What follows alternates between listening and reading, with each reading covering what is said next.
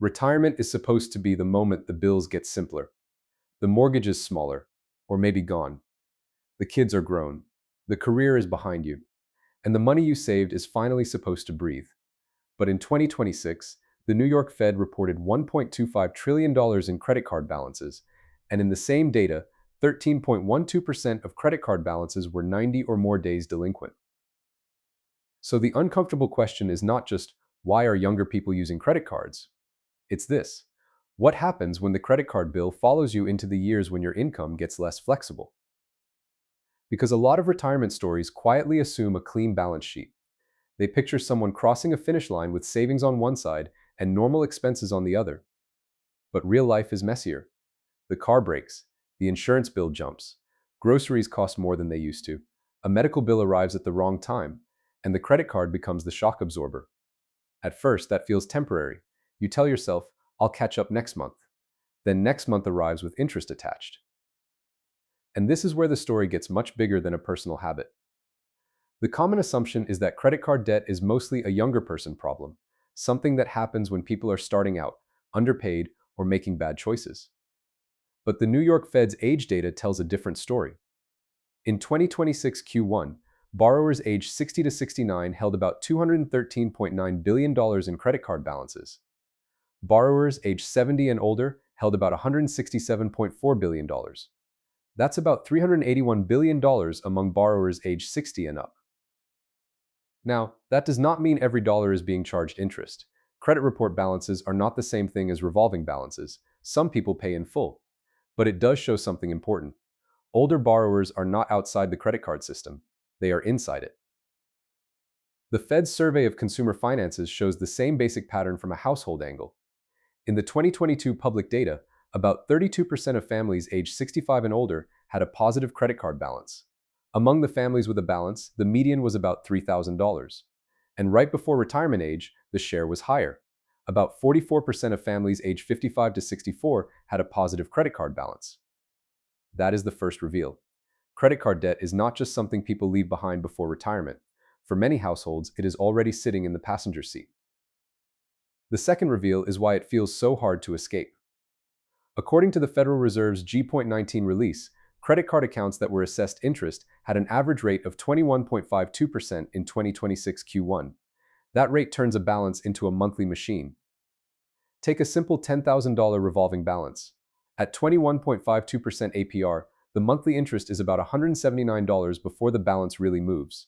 So if the household sends a $250 payment, about $179 can go to interest, and only about $71 goes to reducing the balance, before fees, new purchases, or compounding.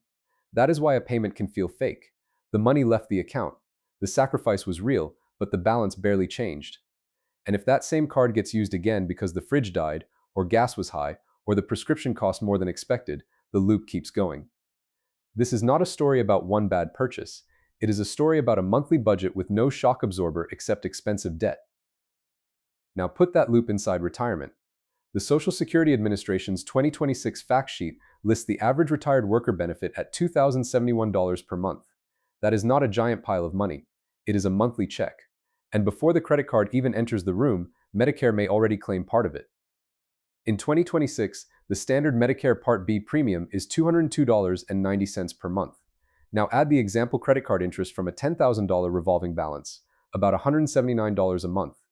Together, the standard Part B premium and that example card interest are about $382 in monthly claims, and that is before rent or property taxes, before groceries, before utilities, before transportation, before the one bill that always seems to arrive right after you thought the month might work. This is the midpoint reframe. Retirement pressure is not just about whether you saved enough, it is about what gets first claim on the monthly money.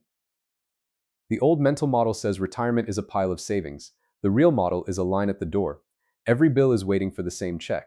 And revolving interest is different from a normal bill because it can regenerate. You pay it once, and if the balance remains, it comes back next month. That is why this can feel like running in place. AARP's 2026 Financial Security Trends Survey gives language to that feeling. Among adults 50 and older, 69% said prices are rising faster than their income, 60% worried about having enough money to last through retirement, 37% felt financially insecure. That is not just anxiety floating in the air, It matches the monthly math. The Bureau of Labor Statistics reported that consumer prices were up 4.2% over the 12 months ending May 2026. Food was up 3.1%, shelter was up 3.4%, medical care services were up 3.6%. So the budget keeps getting pushed from one side, then credit card interest pulls from the other. And this is where shame becomes a bad explanation. And it is not only showing up among households with the lowest incomes.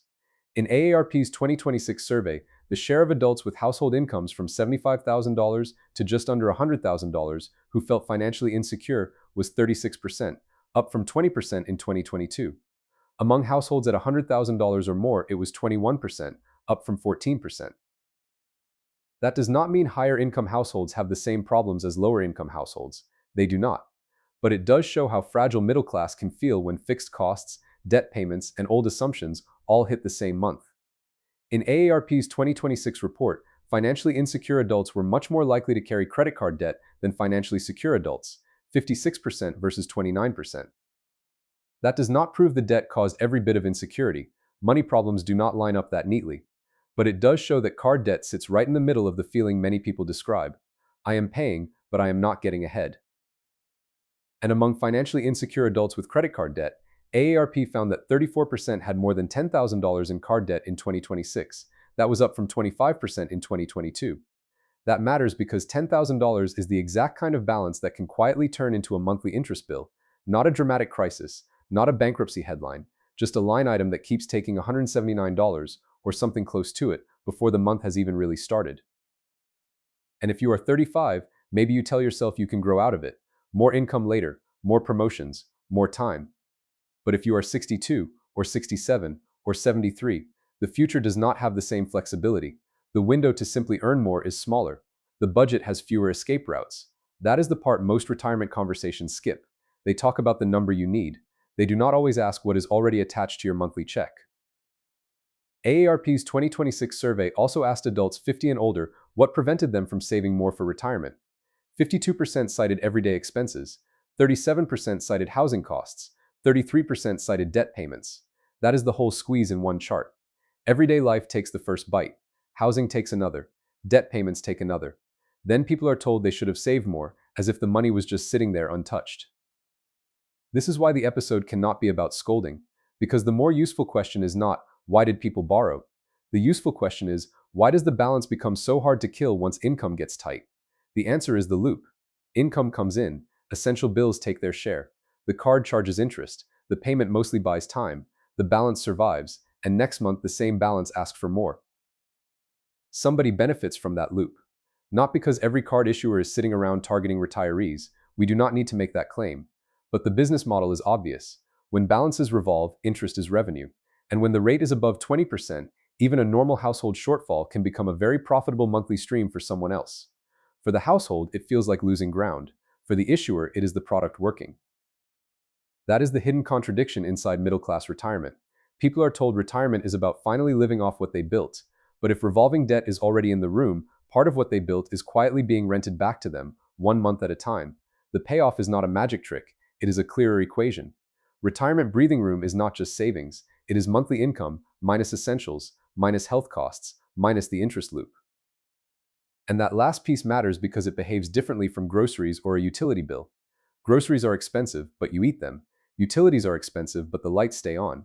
Interest is expensive, and if the balance survives, you get to buy the same debt again next month. So if this story feels familiar, the point is not that you failed some perfect money test. The point is that a lot of retirement advice starts too late and too clean. It assumes the person arriving at retirement has no old bills clinging to the first check. But for many households, retirement does not start with a blank page. It starts with a calendar, a check, a stack of bills, and sometimes a credit card statement stapled across the first month. If this helped make the math feel less personal and more visible, subscribe. The goal here is not to make money feel scarier. It is to make it harder for bad incentives to hide in plain sight. Thanks.